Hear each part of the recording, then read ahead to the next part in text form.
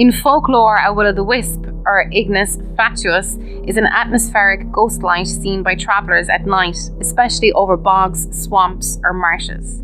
The phenomenon is known in much of European folklore by a variety of names, including jack-o'-lantern, friar's lantern, and hinkypunk, and is said to mislead travellers by resembling a flickering lamp or lantern.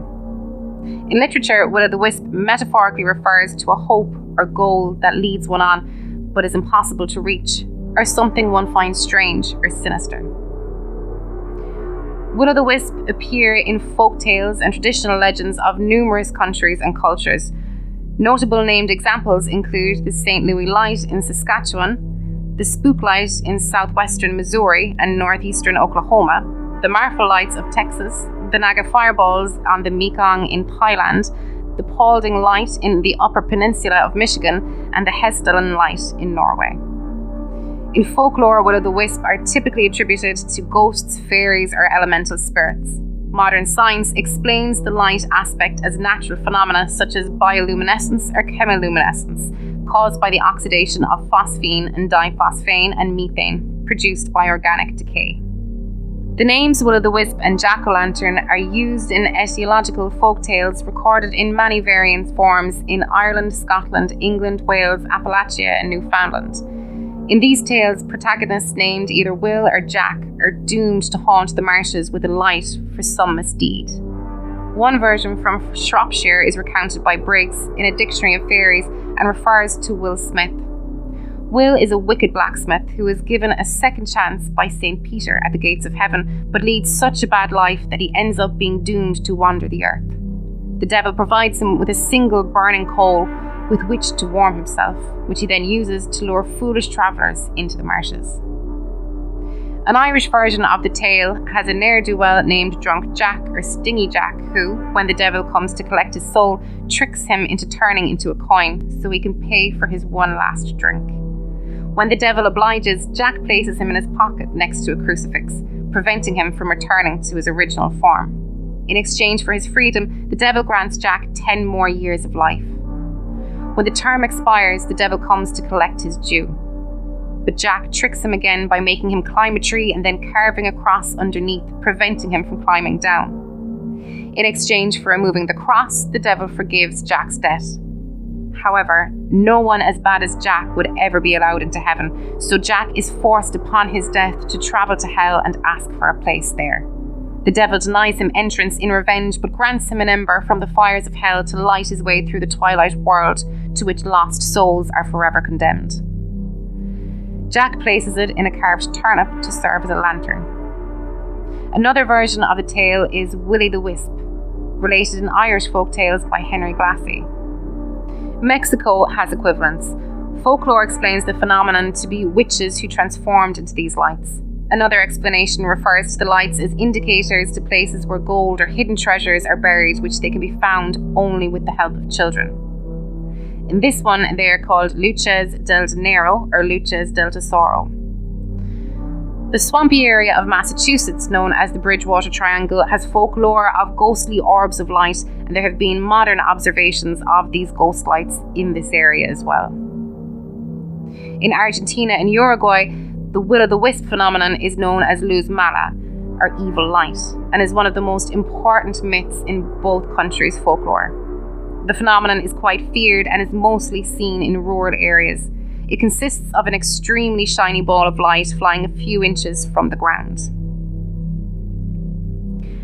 Alea is the name given to a strange light phenomenon occurring over the marshes as observed by Bengalis, especially the fishermen of Bangladesh and West Bengal. This marsh light is attributed to some kind of marsh gas apparitions that confuse fishermen, make them lose their bearings, and may even lead to drowning if one decided to follow them moving over the marshes. Local communities in the region believe that these strange hovering marsh lights are in fact ghost lights representing the ghosts of fishermen who died fishing. In European folklore, the lights are often believed to be the spirits of unbaptized or stillborn children flitting between heaven and hell. In Sweden, the will-o'-the-wisp represents the soul of an unbaptized person trying to lead travellers to water in the hope of being baptized.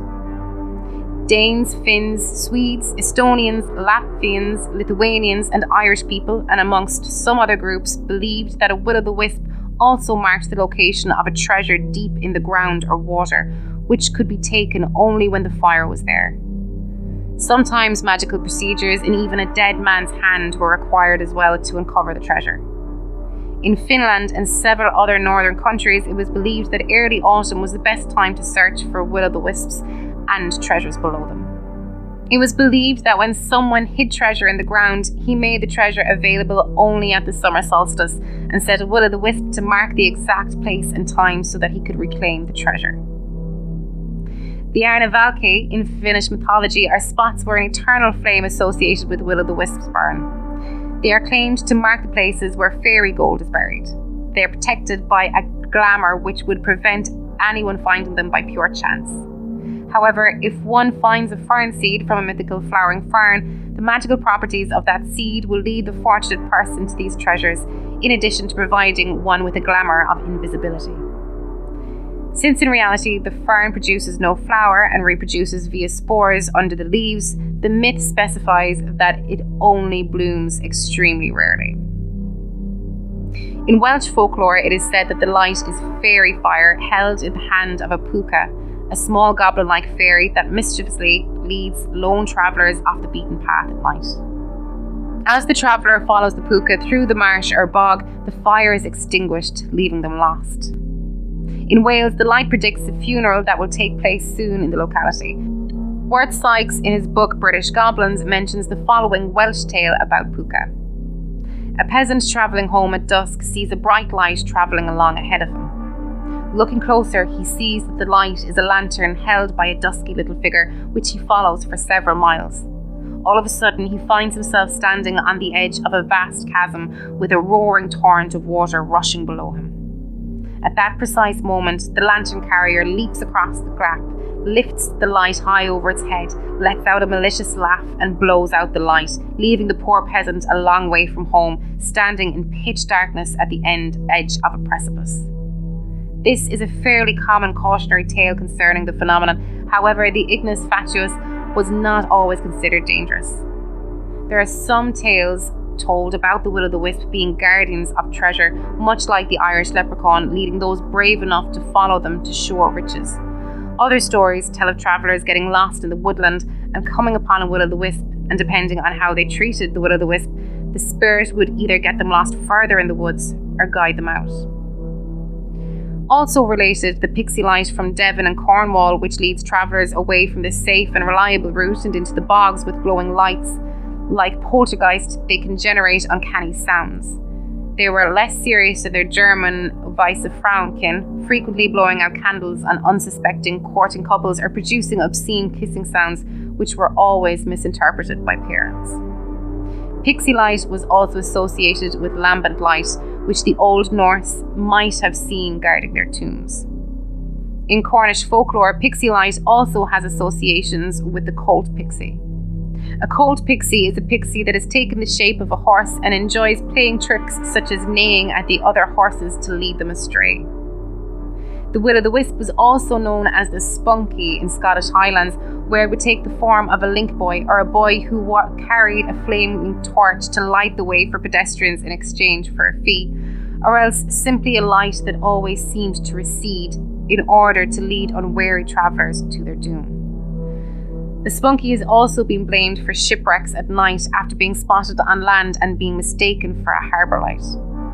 Other tales of Scottish folklore regard these mysterious lights as omens of death or ghosts of once living human beings. They often appear over lochs or on roads along which funeral processions were known to travel. A strange light sometimes seen in the Hebrides is referred to as the Tinna Sith or fairy light, though there is no formal connection between it and the fairy race. The Australian equivalent, known as the Min Min light, is reportedly seen in parts of the outback after dark. The majority of sightings are reported to have occurred in the Channel Country region. Stories about the lights can be found in Aboriginal myth predating Western settlement of the region and have since become part of wider Australian folklore. Indigenous Australians hold that the number of sightings has increased alongside the increasing ingression of Europeans into the region. According to folklore, the lights sometimes followed or approached people and have disappeared when fired upon, only to reappear later. Science proposes that the will-o'-the-wisp phenomenon are caused by the oxidation of phosphine, diphosphane, and methane. These compounds, produced by organic decay, can cause photon emissions. Since phosphine and diphosphane mixtures spontaneously ignite in contact with the oxygen in air, only small quantities of it would be needed to ignite the much more abundant methane to create ephemeral fires. Furthermore, phosphine produces phosphorus pentoxide as a byproduct, which forms phosphoric acid upon contact with water vapor, which can explain the viscous moisture sometimes described as an accompanying ignis fatuus. The idea of the will-o'-the-wisp phenomena being caused by natural gases can be found as early as 1596, as mentioned in the works of Ludwig Lavater. In 1776, Alessandro Volta first proposed that natural electrical phenomena like lightning interacting with methane marsh gas may be the cause of ignis fatuus. Early critics of the marsh gas hypothesis often dismissed it on various grounds, including the unlikeliness of spontaneous combustion, the absence of warmth in some observed ignis fatuus, the odd behaviour of ignis fatuus receding upon being approached, and the differing accounts of ball lightning, which was also classified as a kind of ignis fatuus. An example of such criticism is found in Folklore from Buffalo Valley by the American anthropologist John G. Owens. The apparent retreat of the will-o'-the-wisp upon being approached might be explained simply by the agitation of the air by nearby moving objects, causing the gases to disperse.